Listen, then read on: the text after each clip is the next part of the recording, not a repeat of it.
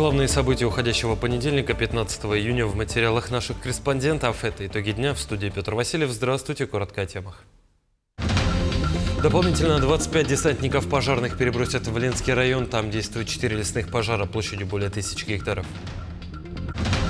Нерюнгри трудится над своим обновлением. Летом начались масштабные дорожные работы, которые развернулись на улицах и в кварталах города. Стать лингвистом, переводчиком или учителем иностранного для выпускников Якутска – очередной шаг к этой цели. Сегодня они сдали единый госэкзамен по иностранным языкам. Стартап как диплом в СФУ прошла защита выпускных квалификационных работ по программе, которая позволяет представить собственный бизнес-проект вместо выпускной работы. Меньше 2 недель осталось до главного праздника этого лета ИСЭХа. Расскажем, как подготовиться к нему, чтобы провести в комфортнее и оставить только приятные воспоминания. За последние сутки в Якутии обнаружили 4 новых лесных пожара в Мирнинском, Нерюнгринском, Нюрбинском и Эвена-Бытантайском районах.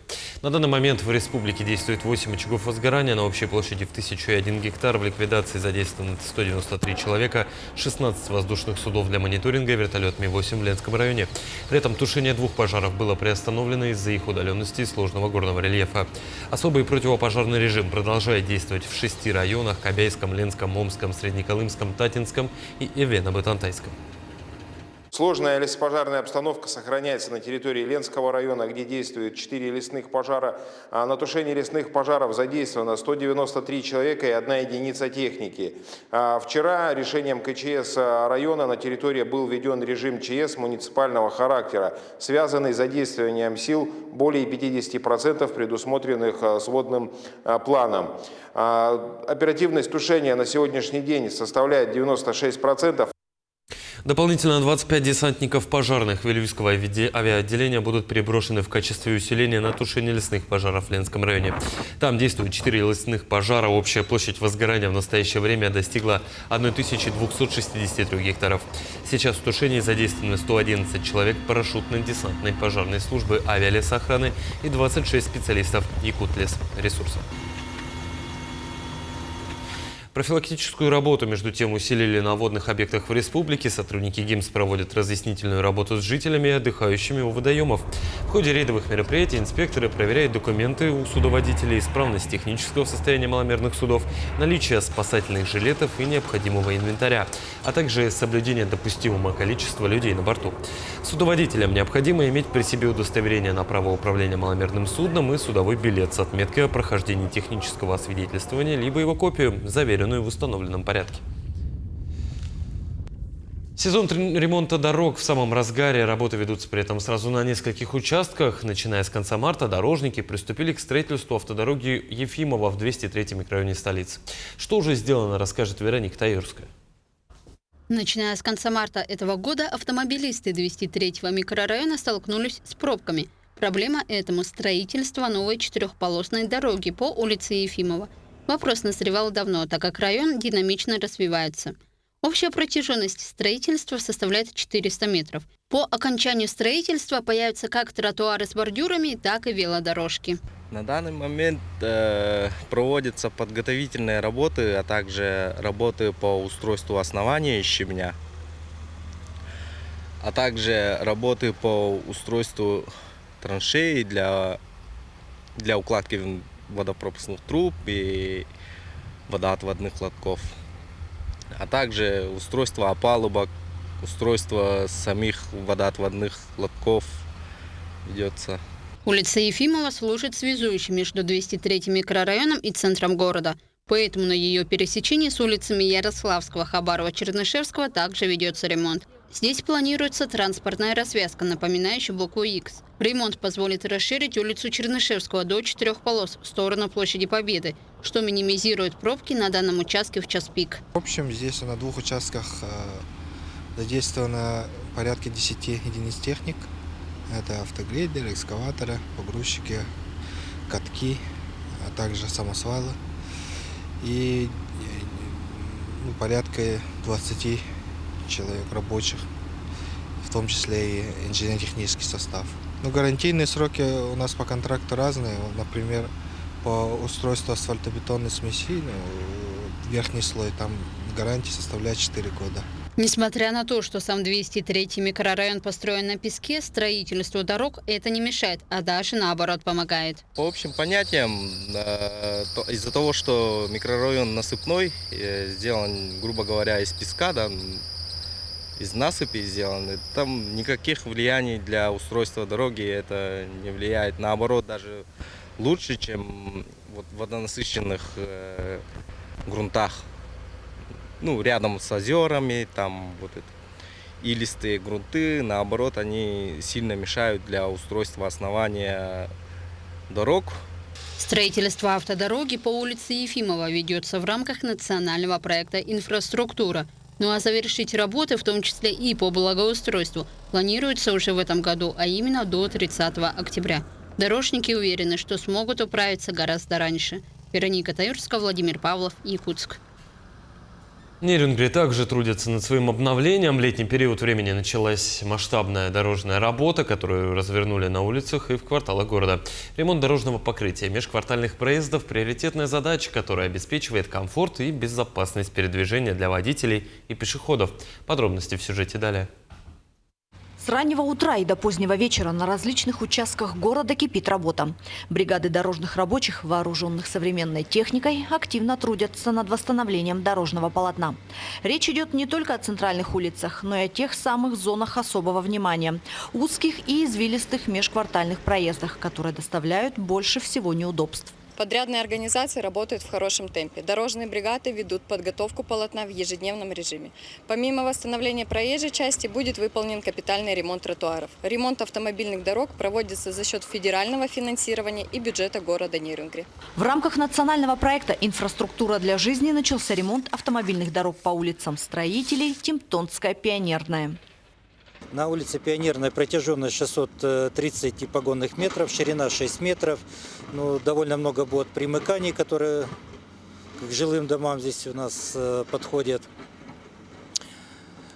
Будет, значит, пешеходные дорожки сделаны, тротуары новые. Плюс замена бордюрного камня производится на данном этапе работ. И подготовка к асфальтобетону. В городе Нерюнгри в этом сезоне запланированы ремонты на сумму более 300 миллионов рублей. Также сейчас решается вопрос о возможности дополнительного финансирования на ремонт карточным методом и ремонт внутриквартальных проездов. Масштабные ремонтные работы проводятся не только в городе. В поселках Серебряный Бор, Чульман и Беркакит запланирован ямочный ремонт. Также будет проводиться ежедневная градировка дороги, которая ведет к дачам, так как многие жители нашего города летний период времени любят проводить на свежем воздухе. Неизбежно дорожные работы влекут за собой временные неудобства. Частичные перекрытия, ограничения проездов. Но обновление дорожной инфраструктуры – это значительный шаг вперед. Ведь обновленные дороги сделают жизнь в городе более комфортной и безопасной. Ирина Жданова, Андрей Гаянов, Нерюнгри. С 1 июня в Ленский региональный оператор будет вывозить мусор только с площадок ТКО, которые внесли в реестр органы местного самоуправления. Если площадка не внесена в этот реестр, мусор вывозиться не будет. Сегодня региональный оператор расторгает договоры с жителями частного сектора, у которых были установлены индивидуальные баки. Собственники обращаются, мы их просим указать согласованное с соседями место расположения площадки накопления ТКО. И после этого, то есть мы принимаем решение, заключаем договор и ведем обустройство площадки накопления ТКО. Также собственники вправе самостоятельно обустроить себе личную индивидуальную площадку, но она также должна соответствовать всем нормам, правилам и требованиям. После изменений, которые вступили, и ранее это уже было, что региональный оператор осуществляет только погрузку и вывоз мусора и подбор мусора, который выпал в момент погрузки. То есть, а то, что разбросано вокруг площадки накопления ТКО, региональный оператор имеет полное право не убирать. Стать лингвистом, переводчиком или учителем иностранного языка для 167 выпускников Якутска – очередной шаг к этой цели – единый госэкзамен по иностранным языкам. Площадкой проведения стала городская классическая гимназия номер 8. Подробности в сюжете далее. Оставляем только паспорт и нужные экзаменные вещи. Несколько минут до начала экзамена. Пока одни выпускники повторяют правила и слова, другие стараются справиться с волнением. Для многих английский язык станет одним из ключевых предметов при поступлении. Конечно, волнуюсь. По баллам ожидания где-то 80 примерно. Хочу стать лингвистом. Среди участников экзамена и те, кто уже определился с будущей профессией и даже выбрал вуз. С дальнейшие планы, наверное, в РУДН хотелось бы поступить с английским языком. Ну, у меня это родственники просто вот, лингвисты немного, поэтому. И как бы английский язык мне более ближе. Ну, я знаю его хорошо, этот предмет. Для других иностранный язык давно стал любимым школьным предметом и логичным выбором для дальнейшего обучения.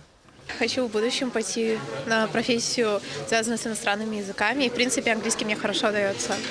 За каждым сегодняшним результатом стоят месяцы подготовки, дополнительные занятия, пробные экзамены и консультации с педагогами. Поэтому не меньше выпускников переживают и их учителя. Сам, конечно, волнуюсь за своих учеников. Подготовка шла еще с 9 класса. Там все по плану, подготовки, пробники. Сдадут точно все. На высокие баллы, я уверен, выше 60-70 точно. Ну, это наш порог. Я привела сюда 5 детей из нашей школы. И надеемся, что они сдадут все и сдадут на хорошие оценки, так как дети подготовлены. Целый год, 2 года мы готовились к ЕГЭ и надеемся на хорошие оценки. Пока участники выполняют задания, за объективностью экзамена следят десятки специалистов. В пункте проведения работают организаторы, технические специалисты и общественные наблюдатели. В пункте проведения экзамена сегодня задействованы все 12 аудиторий, то есть 24 организатора в аудитории, 8 организаторов вне аудитории, 3 техника. Заявлено 6 общественных наблюдателей. В городской классической гимназии номер 8 экзамен по английскому и китайскому языкам сдавали 167 выпускников из 17 образовательных организаций. Итоги станут известны после завершения проверки работ. А для самих школьников это еще один шаг навстречу выбранной профессии. Даяна Федорова, Илья Сыромятников, Якутск. Стартап «Как диплом» в СФУ прошла защита выпускных квалификационных работ по программе, которая позволяет студентам представить собственный бизнес-проект вместо классической академической работы. В ВУЗе подготовили 20 идей от команд с разных направлений подготовки. Тему продолжит Анастасия Пуляева. 20 команд будущих программистов, экономистов, филологов, преподавателей, специалистов по туризму представили свои стартапы. Одним из проектов стала разработка студентов Института языков и культуры народов Северо-Востока под названием «Якутия-360. Иммерсия». На защите дипломов было необходимо представить прототип, то есть демоверсию. На все вопросы мы ответили, но в основном были там не технические, а именно в будущем, как мы будем это все продвигать, потому что этот проект, он стартап, совершенно новый, и как мы будем продвигать, как мы будем создавать. То есть этот проект не просто как диплом пошел, а уже конкретный проект, который мы хотим внедрить именно в туризм Якутии. Там появилась идея, как мы нашли его. Мы искали, чего нет в нашей республике, чтобы развить туризм, и вот таки появился этот проект. Наш проект просматривает несколько вариантов, то есть он может быть во всех видах туризма. Но как пример мы взяли в первую очередь гастрономический туризм, потому что он у нас не очень так развит. Поэтому гастротуризм мы решили взять как прототип. Стартап выпускников кафедры туризма предлагает экскурсии с использованием технологий дополненной реальности по специально созданным сценариям. Разработка заняла у выпускников более полугода. За это время команда довела идею до идеала и углубилась в совершенствование навыков по технической части. Мы проходили различные тренинги, например, один из них по вайп-кодингу, на котором мы создали прототип нашего сайта, ну и будущего приложения. Как это будет работать? Наши наушники будут подключены к геометкам, и они будут подключены к приложению.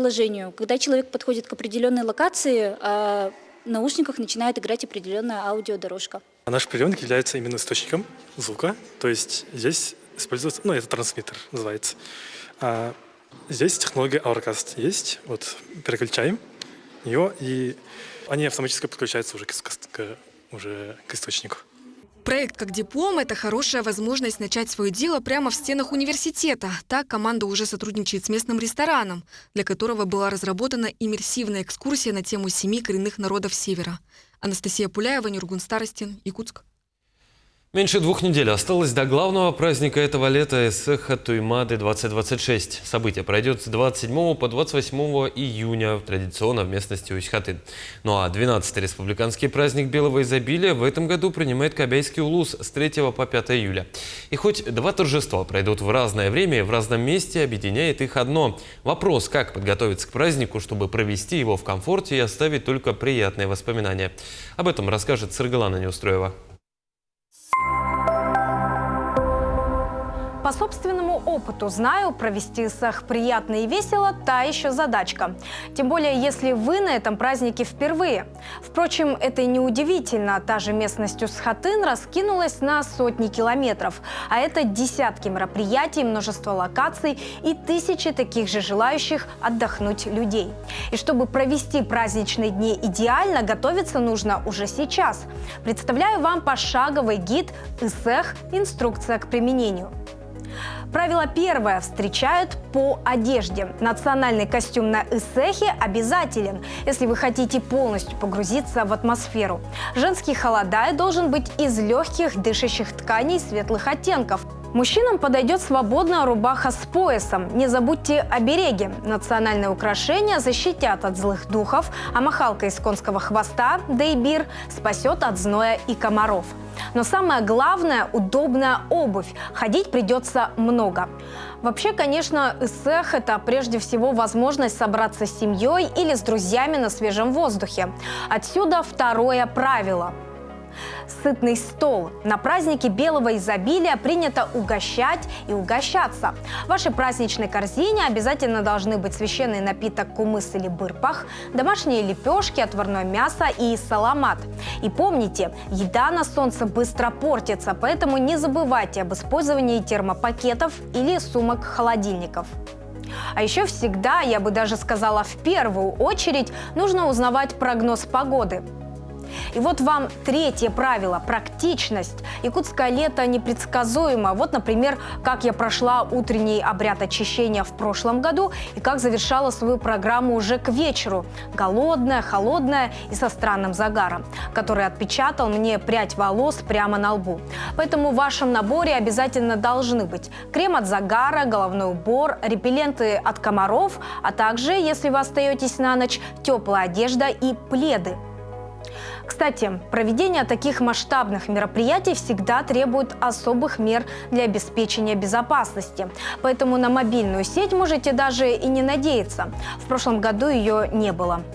Да, банковские карты на территории работают, но вот вам четвертое и последнее правило, на всякий случай. Не будет лишним взять с собой наличку и позаботиться о транспорте в обратную сторону заранее. А то ведь все мы помним, какой коллапс на выезде из Усть-Хатын случился в прошлом году. И главное, возьмите с собой хорошее настроение и открытое сердце. Эсэх заряжает энергией на весь год вперед. Встретим лето правильно. Приятного праздника! Завершился отборочный этап конкурса красоты и таланта Туймада КО, который традиционно проходит в рамках национального праздника Эсэх Туймады. В этом году заявки на участие подали порядка 40 девушек из Якутска и разных районов республики, однако в финал выйдут только 20 лучших претенденток. Во время кастинга жюри оценивали не только внешние данные участниц, но и их личные качества, уровень образования, таланты и жизненные цели. Имя обладательницы титула станет известно в ночь с 27 на 28 июня во время финального шоу, которое начнется в 9 вечера на площадке номер 14 в местности Усть-Хатын. Занималась танцами классическими и современными, народными, якутскими в музыкальной школе. Также я еще люблю заниматься спортом, активным образом жизни люблю заниматься. Вот так вот. Я решила участвовать в этом конкурсе, потому что однажды в 2006 году моя мама тоже участвовала в этом конкурсе, и она завоевала титул «Мисс зрительских симпатий».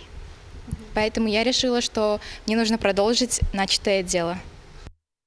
Сборную Якутии на чемпионате России по стрельбе из лука представит 22 спортсмена. Турнир пройдет в Якутске с 28 июня по 4 июля. Об этом рассказали в Федерации стрельбы из лука республики. Право выступить на главном старте страны лучники завоевали по итогам недавнего чемпионата республики в Бердыгестене. С 8 июня команда начала централизованные сборы в столице. Главная отличительная черта нынешней сборной – серьезная ставка на молодое поколение. Ребята подходят к турниру в отличной форме и готовы составить конкуренцию признанным мастерам из других регионов. Для молодых спортсменов это редкий шанс выступить на соревнованиях федерального масштаба в родных стенах и при поддержке своих болельщиков, отметил главный тренер сборной Якутии Михаил Филатов. Лучших шахматистов республики всех возрастов выявляют в Якутске. 10 июня в столице стартовал 37-й региональный фестиваль по шахматам. Участие в нем принимает свыше 400 спортсменов разных категорий. Среди них как титулованные мастера, так и начинающие шахматисты. Программа фестиваля включает сразу несколько турниров. Впервые в этом году, к примеру, в рамках фестиваля прошли состязания по решению шахматных композиций. Это новая дисциплина, которая быстро набирает популярность во всем мире. Как отметил главный судья фестиваля, ежегодное число участников события только увеличивается, что говорит о возрастающей массовости шахмат. Последние годы очень сильно развивается наша республика шахматы. Если раньше определенные успехи были только на дальневосточном регионе, а сейчас уже наши участники уже выходят на финальную часть нашей страны. В Якутске встретили победителей фестиваля «Российская студенческая весна».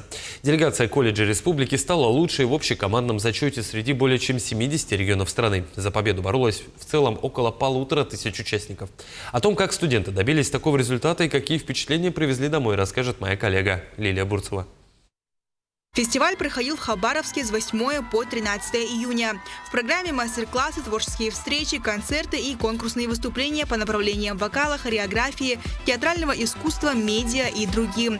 В составе делегации Якутии были студенты из разных колледжей республики. По словам участников, одним из главных факторов успеха стала сплоченность команды и время совместной подготовки. Я сама очень рада. Мне очень сильно понравилось вот это вот мероприятие «Студенческая весна».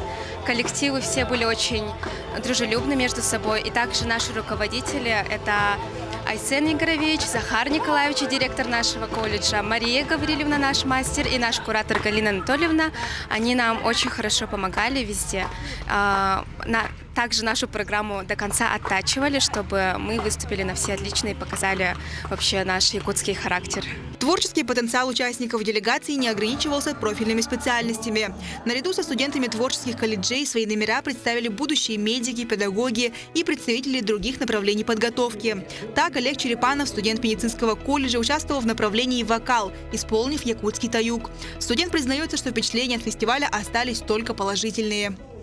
Мое впечатление, оно прям красочное. Я никогда нигде такого не испытывал. Там такое дружелюбное общество было. Город нас очень тепло встретил. Было весело, красочно, ярко и незабываемо. Очень сильная конкуренция была. Все дети очень талантливые. И мы даже представить не могли, что мы можем занять какое-то место, потому что у остальных городов там очень сильно подготовлены были наряды, сценки, футажи, вот.